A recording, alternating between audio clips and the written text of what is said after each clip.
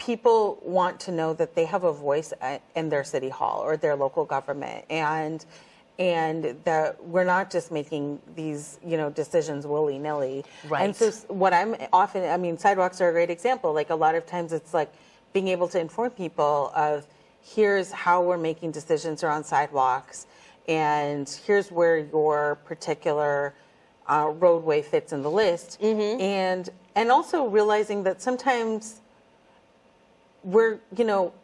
I say that I like to have data-informed solutions, and the reason I sometimes say data-informed versus data-driven is that, there are sometimes limitations on the analytical data we collect. So that person-to-person data is also really important. And sometimes what that helps do is helps us reframe, like, the question sometimes, right? Where sometimes it's like, if you're looking, again, from a bird's eye view, you see, okay, here's all these connections we need to make. But when you're doing the person-to-person, you can fact-check it a little bit and say, does that resonate with you? Is that your experience as,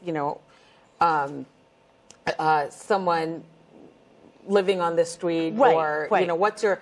I think just being able to talk to... And then what's really gratifying is when you find that the data in the analytics actually match up. Yep. And then it's like, okay, now there's actually anecdotal information, qualitative information that matches the quantitative. Well, I think what happens, and that helps us form great strategies. I think what happens to some people is, like you just said, like, let's say I was calling for something and you said, you are number 7. And if you, in the list, we're going to be coming out to your house after these things are done. And when you look at the things and they seem more significant or whatever, I think just even that, like, you feel like you've been heard. Yeah. I find a lot of my neighbors that don't get a call back, or, it's like, they just get fueled by the idea that they're not being heard. Right. Even if it's not the most dramatic thing going on in their life, it's just kind of that feeling of like, oh, here we go. Nobody's calling me back or whatever. So I think that your idea of, I don't know if it's, what is it, transparency? Is that the right word? I'd say some of this is just a focus on constituent services and a focus on communication and accountability are all things that I've been thinking about very actively, of how do we showcase the way we're doing things better.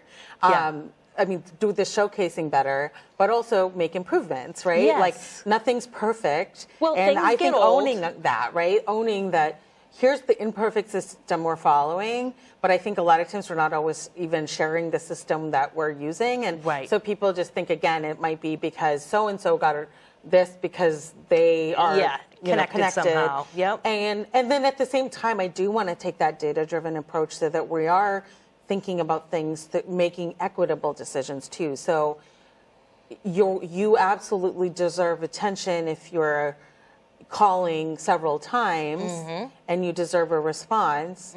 But just because you were someone who called 10 times, if somebody only called once or twice, but we go out and see, okay, this is a really serious issue, or this is a particularly heavily traveled roadway, and maybe the folks on this particular road aren't in as strong a position to advocate for themselves all the time. Right. Then you're going to make that educational decision.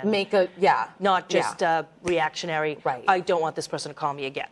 Right. So I think it's like balancing that sort of, we want the feedback from people, but we want to be able to tell them how we make those decisions so that they, again, know. And I think people respond to that really well, that kind of communication. Definitely.